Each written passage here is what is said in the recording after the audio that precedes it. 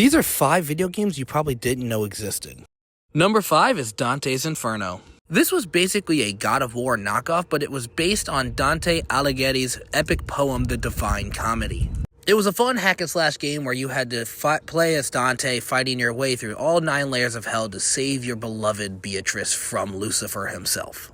Your main weapon was a giant scythe that you literally ripped from the Grim Reaper himself, and you could use divine weapons and your scythe to either punish or bless other creatures in the layers of hell as you go throughout the levels. It was released in 2010 and was available on Xbox 360, PS3, and the PSP. Number 4 is Sonic Chronicles: The Dark Brotherhood. This one was a weird game because it was on the DS only and it had all touchscreen controls. I'm a huge Sonic fan, and even I thought this game was weird. The story of this game is also super weird. It's all about this character named Shade from another dimension who his leader is trying to take over Sonic's world, and you have to stop him. When the game released, it was pretty controversial because it's a turn-based Sonic game with all touchscreen controls, and people didn't like that. It was released in 2008 on only the DS, and because of licensing issues, we'll probably never see this game again.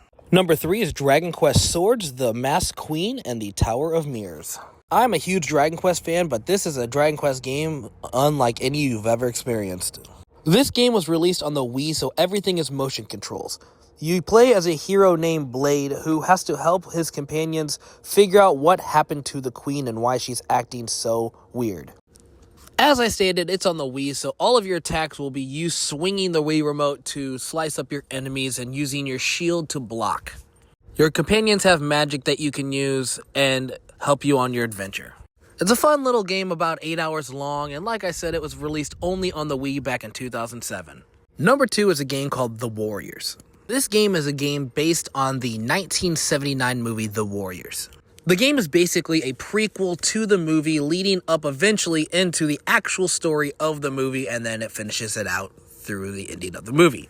This game was an absolute blast, and it's based on one of my favorite movies of all time. Created by Rockstar, yes, GTA's Rockstar, so it has all the violence and action that you expect from a Rockstar game. Released in 2005 on the PS2 and Xbox. Last game on my list is Wanted: Weapons of Fate. Based on the 2009 movie Wanted, this game continues the story right as the movie left off, playing as Wesley and continuing his adventures as an assassin. Using very similar mechanics to Gears of War, you can curve your bullets, take down your enemies and targets, and just have tons of violence and awesome action. It was released in 2009 on the Xbox 360 and PS3. I always wanted more Wanted, and they gave us exactly what I wanted.